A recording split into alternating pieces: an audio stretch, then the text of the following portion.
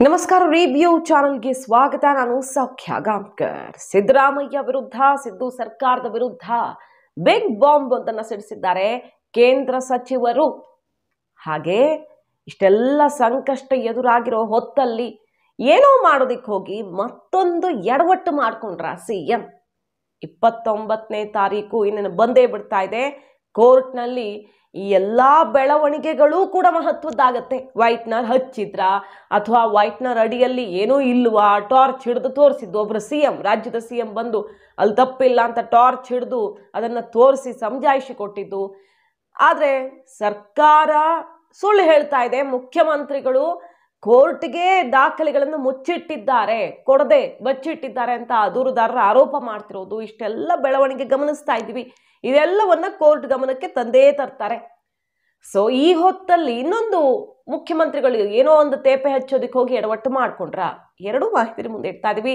Miss ಮಾಡಿದ್ರೆ ನಮ್ಮ ಚಾನಲ್ನ ಸಬ್ಸ್ಕ್ರೈಬ್ ಮಾಡಿ, ನಿಮ್ಮ ಅಭಿಪ್ರಾಯ ಕಮೆಂಟ್ ಮಾಡಿ ತಿಳಿಸಿ. ಎಸ್ ವೀಕ್ಷಕರೇ, ಈ ಎರಡು ಪ್ರಕರಣಗಳು ಈ ಸಲ ಸಿದ್ದರಾಮಯ್ಯನವರ ಸರ್ಕಾರಕ್ಕೆ, ಸಿದ್ದರಾಮಯ್ಯ 2.0 ಸಂಕಷ್ಟಕ್ಕೆ ಸಿಕ್ಕಾಕೊಳ್ಳೋ ಥರ ಮಾಡಿದೆ. ವಾಲ್ಮೀಕಿ ನಿಗಮದ ಕೇಸ್ ಅದು ಸದ್ಯಕ್ಕೆ ಜಾಸ್ತಿ ಸುದ್ದಿ ಇಲ್ಲ, ಆದರೆ ಇಡಿ ಅತಿ ದೊಡ್ಡ ಆಘಾತವನ್ನು ಕೊಡಬಹುದು ಹಣಕಾಸು ಇಲಾಖೆಯನ್ನು ನಿಭಾಯಿಸ್ತಿರೋ ಮುಖ್ಯಮಂತ್ರಿ ಸಿದ್ದರಾಮಯ್ಯನವ್ರಿಗೆ ಅಂತಾನೆ ಹೇಳಲಾಗ್ತಿದೆ. ಯಾಕಂದ್ರೆ ಈ ಕೇಸ್ನಲ್ಲಿ ದೊಡ್ಡ ದೊಡ್ಡ ಸಾಕ್ಷಿಗಳು, ಎಲೆಕ್ಷನ್ಗೆ ಖರ್ಚಾಗಿರುವ ಬಗ್ಗೆ, ದುಡ್ಡು ಇಲ್ಲಿಂದ ಹೋಗಿರುವ ಬಗ್ಗೆ ನಾವು ತಗೊಂಡಿದ್ದೀವಿ, ಸಿಕ್ಕಿದೆ ನಮಗೆ ಡಿಜಿಟಲ್ ಸಾಕ್ಷ್ಯ ಅಂತ ಇಡಿ ಹೇಳ್ಕೊಂಡಿರೋದ್ರಿಂದ ಅದು ಏನು ಬೇಕಾದ್ರೆ ಆಗ್ಬೋದಲ್ಲ. ಇನ್ನು ಮೂಡಾ ಕೇಸಲ್ಲಂತೂ ಕುತ್ತಿಗೆಗೆ ಬಂದಿದೆ. ಮುಖ್ಯಮಂತ್ರಿಗಳ ಸುತ್ತವೇ ನಡೀತಿದೆ ಸರ್ಕಾರ. ಮತ್ತೊಬ್ರು ಈ ಕೇಸ್ ಏನು ಒಂದಲ್ಲ ಎರಡಲ್ಲ 5,000 ಕೋಟಿ ಹಗರಣ ಅಂತ ಹೇಳಲಾಗ್ತಿದೆ. ಸೊ ಒಬ್ರದಿಬ್ರದಿಲ್ಲ, ಇದು ಬಿಜೆಪಿ ಅವ್ರದ್ದು, JDS ಅವ್ರದ್ದು, ಕಾಂಗ್ರೆಸ್ ಅವ್ರದ್ದು, ಎಲ್ಲಾರ ಸುತ್ತಾನು ಇದ್ರೂ ಸಿಎಂఏ ಟಾರ್ಗೆಟ್ ಆಗಿ ಇಷ್ಟೆಲ್ಲ ದೊಡ್ಡ ತಲೆನೋವು ಹಾಕುತ್ತಿದೆ. ಕೋರ್ಟಲ್ಲಿ ನಾಳೆ ಭವಿಷ್ಯ ನಿರ್ಧಾರ ಆಗುತ್ತೆ. ಈ ಹೊತ್ತಲ್ಲಿ ಕೇಂದ್ರ ಸಚಿವರು ಸಿಡಿಸಿರುವಂತಹ ಬಿಗ್ ಬಾಂಬ್ ಏನಪ್ಪಾ ಅಂತ ಕೇಳಿದ್ರೆ, ಬರೀ ಮೂಡ ಅಲ್ಲ, ವಾಲ್ಮೀಕಿ ನಿಗಮದ ಕೇಸ್ ಕೂಡ ಈ ಸ್ವರೂಪಕ್ಕೆ ಹೋಗುವಂತೆ ಮಾಡಿದ್ದು, ದಾಖಲೆಗಳನ್ನು ಕೊಟ್ಟಿದ್ದೇ ಕಾಂಗ್ರೆಸ್ ಮೂಲದಿಂದಾನೇ ವಾಲ್ಮೀಕಿ ನಿಗಮದ ಕೇಸು ಇಷ್ಟು ದೊಡ್ಡ ಸ್ವರೂಪಕ್ಕೆ ಹೋಗಿದ್ದು. ಈಗ ವಾಲ್ಮೀಕಿ ನಿಗಮದ ಕೇಸಲ್ಲಿ ಯಾರ ಹೆಸರು ಬರ್ತಾ ಇದೆ ಜಾಸ್ತಿ? ಮುಖ್ಯಮಂತ್ರಿಗಳ ಹೆಸರು ಬರ್ತಾ ಇದೆ. ಯಾಕಂದ್ರೆ ನಾಗೇಂದ್ರ, ದದ್ದಲ್ಲು, ಇನ್ನಿತರರು ಯಾರ್ಯಾರಿದ್ದಾರೋ ಅವರೆಲ್ಲ ಸಿದ್ದು ಕ್ಯಾಂಪಲ್ಲಿ ಗುರುತಿಸ್ಕೊಂಡಿರೋರು ಅನ್ನೋದು ಒಂದು ರಾಜಕೀಯವಾಗಿ ಮಾತಾಡೋದಕ್ಕೆ ಹೋದ್ರೆ.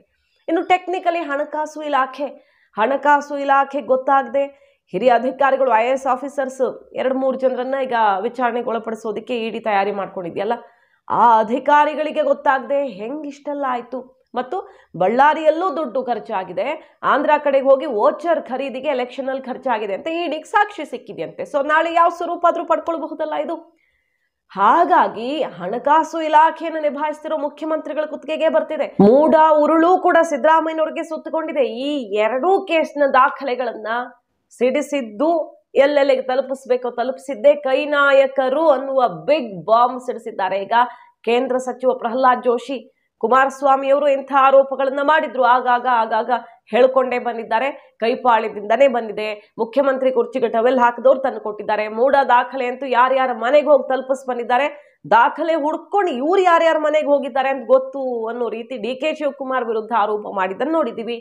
ಇದ್ರ ನಡುವೆ ಈಗ ಕೇಂದ್ರ ಸಚಿವ, ಬಿಜೆಪಿಯ ಸೀನಿಯರ್ ಲೀಡರ್ ಪ್ರಹ್ಲಾದ್ ಜೋಶಿ ಅವರು ಹೇಳ್ತಿದ್ದಾರೆ, ವಾಲ್ಮೀಕಿ ಕೇಸ್ ಕೂಡ ಕುತ್ತಿಗೆಗೆ ಬರ್ತಿರೋದು ನಾಯಕರಿಂದಾನೇ ಅಂತ.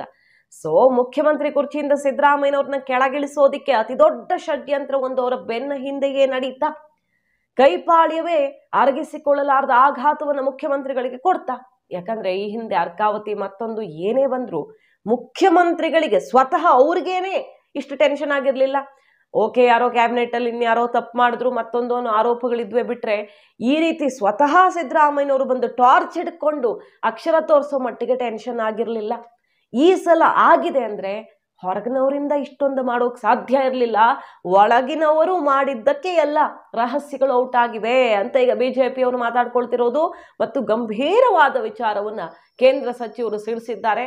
ಇದು ನಾಯಕರಿಂದಾನೇ ಬ್ಲಾಸ್ಟ್ ಆಗಿದ್ದು, ST ನಿಗಮದ ಕೇಸ್ ಕೂಡ ಅಂತ ಗೊತ್ತೈತಿ. ಅವರ ಪಾರ್ಟಿಗಳಿಗೂ ಐತೆ ಅದು. ಅದಕ್ಕೆ ಅಲ್ಲಿ ಹೋಗಿ ಒಂದ್ಸರ್ತೆ ರಾಹುಲ್ ಗಾಂಧಿಗೆ ಎಕ್ಸ್ಪ್ಲೇನ್ ಮಾಡಿ ಬರ್ತಾರ, ಒಂದ್ಸರ್ತೆ ಖರ್ಗೆ ಸಾಹೇಬ್ರಿಗೂ ಎಕ್ಸ್ಪ್ಲೇನ್ ಮಾಡಿ ಬರ್ತಾರ. ಏನ್ ರಿಲೀಸ್ ಆಗ್ಯಾವಲ್ಲ, ಮೂಡಾದಿರ್ಬೋದು, ವಾಲ್ಮೀಕಿ ಇರ್ಬೋದು, ಯಾರು ಮಾಡ್ಯಾರ? ನಮ್ ಕಡೆ ಏನ್ ಸಿಕ್ಕಿಲ್ರಿ, ಕಾಂಗ್ರೆಸ್ ದವರು ತಂದು ಕೊಟ್ರಿ ಇವನ್ನೆಲ್ಲ.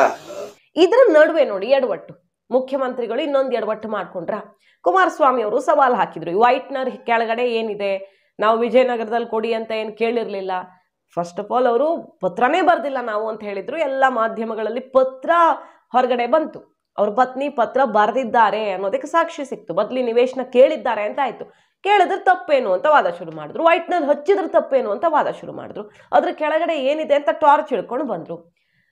ಈಗ ಮುಖ್ಯಮಂತ್ರಿಗಳ ಈ ಸಮಜಾಯಿಷಿಗೆ HDK ಕೇಳ್ತಿರೋ ಪ್ರಶ್ನೆ ಏನಪ್ಪಾ ಅಂತ ಕೇಳಿದ್ರೆ, ಇದು ಮೂಲ ದಾಖಲೆಯಲ್ಲಿ ಇರೋದು.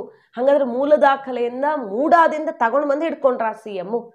ಮೂಡಾದಲ್ಲಿರುವಂತ ದಾಖಲೆ 4-5 ದಿನ ಆದ್ಮೇಲೆ, ಆರೋಪ ಮಾಡಿ 4-5 ದಿನ ಆದ್ಮೇಲೆ ಹೆಂಗ ಬಂತು CM ಕೈಗೆ ಅಂತ ಕೇಳಿದ್ರು. ಓಕೆ, ಅವ್ರು CM ಅಲ್ವಾ, ಹಾಗಾಗಿ ದಾಖಲೆ ಬರೋದು ದೊಡ್ಡದಲ್ಲ. ಆದ್ರೆ ನಿಜವಾಗಿಯೂ ಅದು ಮೂಲ ದಾಖಲೆಯಾದ್ರೂ ಹೌದಾ ಅಲ್ವಾ? ಒಂದು ಸೀಲು, ಒಂದು ಸೈನು ಅಲ್ಲಿ ಏನೂ ಇಲ್ಲ. ಯಾವ್ದಿದು ದಾಖಲೆ? ಏನ್ ಹಿಡ್ಕೊಂಡು ತೋರಿಸ್ತಿದ್ದೀರಿ ಮುಖ್ಯಮಂತ್ರಿಗಳೇ? ಜನರ ದಾರಿ ತಪ್ಪಿಸ್ತಿದ್ದೀರಾ ಅನ್ನುವ ಆರೋಪವು ಕೇಳಿ ಬರ್ತಿದೆ. ಈ ಆರೋಪ ಕೇಳಿ ಬಂದು 4 ದಿನ ಟೈಮ್ ತಗೊಂಡು ಅದಾದ ಮೇಲೆ ಈ ರೀತಿಯ ಉತ್ತರವನ್ನ ತಯಾರಿ ಮಾಡ್ಕೊಂಡು ಬಂದ್ರ CM ಸಿದ್ದರಾಮಯ್ಯನವರು ಅನ್ನುವ ಪ್ರಶ್ನೆಯನ್ನ ಎತ್ತುತ್ತಾ ಇದ್ದು, ಏನೋ ಹೇಳೋದಕ್ಕೆ ಹೋಗಿ, ಒಂದು ತಪ್ಪು ಮುಚ್ಚೋದಕ್ಕೆ ಹೋಗಿ ಇನ್ನೊಂದು ತಪ್ಪು ಮಾಡ್ಕೊಳ್ತಿದ್ದಾರೆ ಅನ್ನೋ ರೀತಿಯಲ್ಲಿ ಗಂಭೀರ ಆರೋಪವನ್ನು ಕೂಡ ಮಾಡಲಾಗ್ತಿದೆ. ಸೊ 29ನೇ ತಾರೀಕು ಮುಖ್ಯಮಂತ್ರಿ ಕುರ್ಚಿ ಉಳಿವಿನ ನಿರ್ಧಾರ ಆಗುವಂಥ ದಿನ ಅಂದ್ರೂ ತಪ್ಪಿಲ್ಲ. ನಾಳೆನೇ ವಿಚಾರಣೆ ಅಂತ್ಯವಾಗಿ ತೀರ್ಪನ್ನ ಕೊಟ್ಟರೆ, ಇಲ್ಲ ಮುಂದೂಡಿದ್ರೆ ನೋಡ್ಬೇಕು. ಪ್ರಾಸಿಕ್ಯೂಷನ್ಗೆ ಅನುಮತಿ ಕೊಟ್ಟ ವಿಚಾರದಲ್ಲಿ ಸಾಮಾನ್ಯವಾಗಿ ಇಂಥ ಗಂಭೀರವಾದಂಥ ಕೇಸಲ್ಲಿ ಹೈಕೋರ್ಟ್ ಪ್ರಾಸಿಕ್ಯೂಷನ್ ಅನುಮತಿಯನ್ನು ತೆಗೆದುಹಾಕೋ ಚಾನ್ಸಸ್ ಕಡಿಮೆ ಅಂತ ತಜ್ಞರುಗಳು ಹೇಳ್ತಿದ್ದು, ನಿಜಕ್ಕೂ ಸಿದ್ದರಾಮಯ್ಯ ಬಣದಲ್ಲಿ ಟೆನ್ಷನ್ ಶುರುವಾಗಿದೆಯಾ? ಈಗ ಬೆಂಗಳೂರು ಚಲೋ ಅಂತ ಬೆಳಗಾವಿಯಿಂದ ದೊಡ್ಡ ಹೋರಾಟ, ಅಹಿಂದ ಶಕ್ತಿ ಪ್ರದರ್ಶನ, ಸ್ವಾಮೀಜಿಗಳು ಶಕ್ತಿ ಪ್ರದರ್ಶನ ಮಾಡಿದ ರೀತಿಯಲ್ಲಿ ಬಲ ತುಂಬುತ್ತಾ ಇರೋದು, ಹಿಂದುಳಿದ ದಲಿತ ಸಮುದಾಯಗಳ ಪೀಠಾಧಿಪತಿಗಳು ಬಂದು ಸಿದ್ದರಾಮಯ್ಯನವ್ರಿಗೆ ಬಲ ತುಂಬುತ್ತಿರೋದು, ಹೈಕಮಾಂಡ್ಗೆ ಮೆಸೇಜು, ಪಕ್ಷದ ಒಳಗಡೆ ಮೆಸೇಜು, ನನ್ನನ್ನು ಈ ಕೇಸ್ನಲ್ಲಿ ಪ್ರಾಸಿಕ್ಯೂಷನ್ ಅನುಮತಿ ಎತ್ತಿ ಹಿಡಿದ್ರು, FIR ಆದರೂ ತೆಗೆದು ಹಾಕೋದಕ್ಕೆ ಹೋಗಬೇಡಿ, ರಿಸ್ಕ್ ತಗೊಳ್ಬೇಡಿ ಅನ್ನೋ ಬಿಗ್ ಮೆಸೇಜ್ ಕೊಡುವ ಪ್ರಯತ್ನ ಮುಖ್ಯಮಂತ್ರಿಗಳಿಂದ ಆಗದಂಗೆ ಕಾಣಿಸ್ತಾ ಇದೆ. ಅಷ್ಟು ಒತ್ತಡದಲ್ಲಿದ್ದಾರ CM. ಕೋರ್ಟ್ನಲ್ಲಿ ಏನಾಗಬಹುದು ಅನ್ನೋದ್ರ ಬಗ್ಗೆ ಬೇರೆ ಏನಾದರೂ ತಜ್ಞರುಗಳ ಮೂಲಕ ಸುಳಿವು ಸಿಕ್ಕಿದೆಯಾ ಅಂದ್ರೆ ಚಾನ್ಸ್ ಏನಿದೆ, ಈ ರೀತಿ ದಾಖಲೆಗಳಿರುವಾಗ ಏನು ಸಾಧ್ಯತೆ ಇದೆ ಅನ್ನೋದನ್ನ ಅರಿತು ಸಮಸ್ಯೆ ಆಗದಂತೆ ಕವಚ ನಿರ್ಮಿಸ್ಕೊಳ್ತಿದ್ದಾರಾ ಮುಖ್ಯಮಂತ್ರಿಗಳು ಅನ್ನೋ ಚರ್ಚೆಗೆ ಕಾರಣ ಆಗಿರೋದಿದು. ಮಾಹಿತಿ ನಿಮ್ಗೆ ಇಷ್ಟ ಆಗಿದ್ರೆ ಮಿಸ್ ಮಾಡಿದ್ರೆ ನಮ್ಮ ಚಾನಲ್ನ ಸಬ್ಸ್ಕ್ರೈಬ್ ಮಾಡಿ, ನಿಮ್ಮ ಅಭಿಪ್ರಾಯ ಕಮೆಂಟ್ ಮಾಡಿ ತಿಳಿಸಿ. Thank you.